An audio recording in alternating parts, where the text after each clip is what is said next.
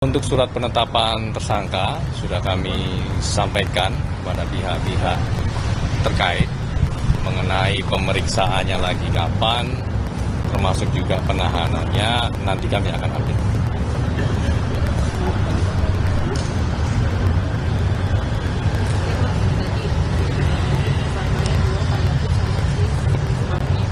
Ya, dua tersangka, yang pertama saudara YJQ selaku Menteri Agama, yang kedua saudara IAA selaku staf khusus dari Menteri Agama. Kalau swasta yang mencegah itu?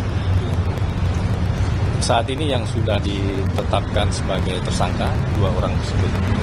Nah, jadi nanti kita masih akan fokus terkait dengan penyidikan untuk dua tersangka ini.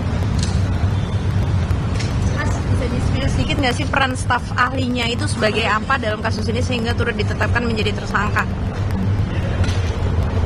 Penyidik tentu mempertimbangkan peran-peran aktif yang dilakukan oleh tersangka saudara IAA dalam proses diskresi, kemudian juga bagaimana pendistribusian dari kuota haji tersebut, termasuk juga terkait dengan dugaan aliran uang dari pihak-pihak PIHK atau Biro Travel Haji kepada oknum di Kementerian Agama ini.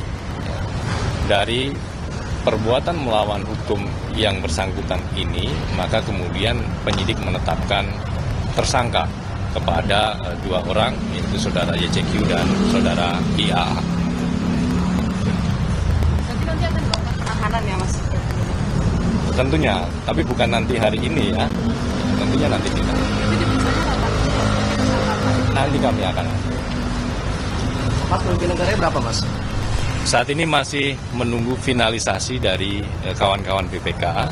Kita tunggu kalkulasinya sampai nanti selesai. Nanti tentu kami akan sampaikan. Nah, ini alasannya apa? Kenapa penetapan tersangka, sedangkan sebelumnya itu KPK menyatakan akan menetapkan tersangka setelah ada kerugian negara. Apakah ini gara-gara ramai pimpinan KPK ragu-ragu menetapkan tersangka sehingga buru-buru gitu, Mas? Penetapan tersangka tentu berdasarkan kecukupan alat bukti. Nah, ini kan penyidikannya juga masih terus berprogres dan dari kawan-kawan BPK juga full support terhadap penyidikan perkara ini. Jadi tentu ini juga menjadi sinergi yang positif antara KPK dan BPK. Mas, tadi disebutkan ada pengembalian uang dari pihak PIHK itu udah bisa dirinci belum berapa kira-kira sejauh ini yang sudah diterima KPK karena udah dari lama katanya akan dibuka tapi belum dibuka juga sampai sekarang. Sampai dengan saat ini sudah mencapai sekitar 100 miliar. Ya, ini masih akan terus bertambah. Oleh karena itu, KPK terus mengimbau kepada pihak-pihak PIHK, Biro Travel ataupun asosiasi yang masih ragu-ragu, silakan bisa segera mengembalikan terkait dengan uang-uang yang diduga terkait dengan dugaan tindak pidana korupsi ini. Download Tribun X sekarang, menghadirkan lokal menjadi Indonesia.